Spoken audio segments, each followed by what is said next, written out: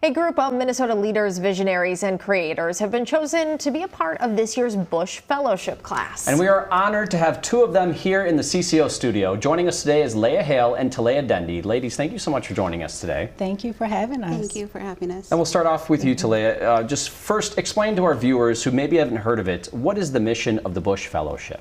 Yes, the mission of the Bush Fellowship is to invest in leaders and invest in our leadership development as well as our wellness. So that is the mission, and it focuses on areas in Minnesota, North Dakota, South Dakota, and the Native nations. Great. Leya, what does it mean to you to have this opportunity? It's an honor, it's a blessing, it's a big commitment, and I'm just very so fortunate to receive such a opportunity to grow my leadership abilities. Yeah. And so what this looks like is that you all embark on individual projects, continue your work. Leya, if you want to start with talking about what you're working on, you're a regional Emmy award-winning documentary producer. Tell us more about what you'll be doing.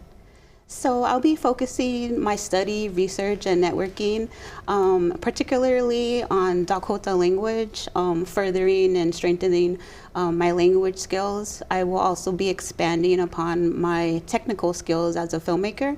And lastly, I'm really interested and excited to travel. I plan to attend a few international Indigenous film festivals to connect with other Indigenous storytellers. I'd love to hear a little bit more about the language piece, because we've done some stories just talking about the revival of some languages like that.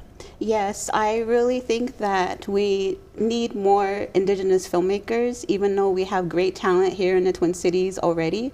So I really want to further that development. So I really think that creating a model based upon language and culture will definitely be relatable to some up-and-coming Indigenous filmmakers. And Talaya, we know you're a cancer survivor, which is amazing in and of itself, but you're working to give non-medical wellness care to cancer patients. How will this fellowship help you in your mission? Yes, this fellowship will actually help me further develop my leadership skills in this area, and then also help me to make more connections with individuals in healthcare, but then also holistic care, because really the work that I do as a cancer doula is considered holistic care. The other thing I think is really important is working on policy and making sure that everyone who wants to have the support that I provide as a cancer doula has access to care despite not having insurance. So that is really what I'm working on. And then also I plan to travel to a blue zone, one being Okinawa, Japan, where I would like to learn about their way of life and how they're living so long and living long, healthy lives. Mm-hmm.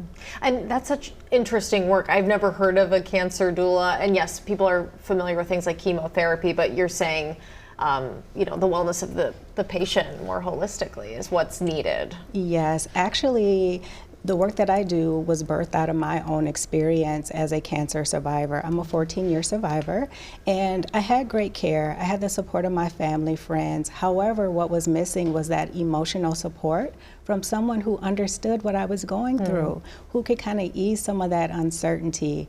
And so as a cancer doula, I provide emotional support, advocacy, and really just walking with the patient and their families. Leya, what would you say to people? I mean, because you both talked about this being an extensive application process. You're going up against hundreds, if not thousands of people, but there are people like you who have a desire and a mission. What would you say to them who aren't sure if they should maybe try and sign up for this fellowship? I would say lead from yourself, your own personal lived experience, your culture, your voice. I feel like when you base your vision, your plan, and root it in community, that you're not only creating a plan for change, you're creating a legacy for other people to follow. Well, you're both well on your way. How can people follow along with your work? I would suggest looking up Twin Cities PBS. I produce out of Twin Cities PBS, so a lot of my work is featured on their website. Fantastic. And for you? Thank you. I would say visit ontheotherside.life, and then also I host a podcast called Navigating Cancer Together, and you can find it on all of the podcast apps or platforms. Fantastic. Well, so wonderful to have both of you. Thank you, ladies. Congratulations. Yeah, it's great work you're doing.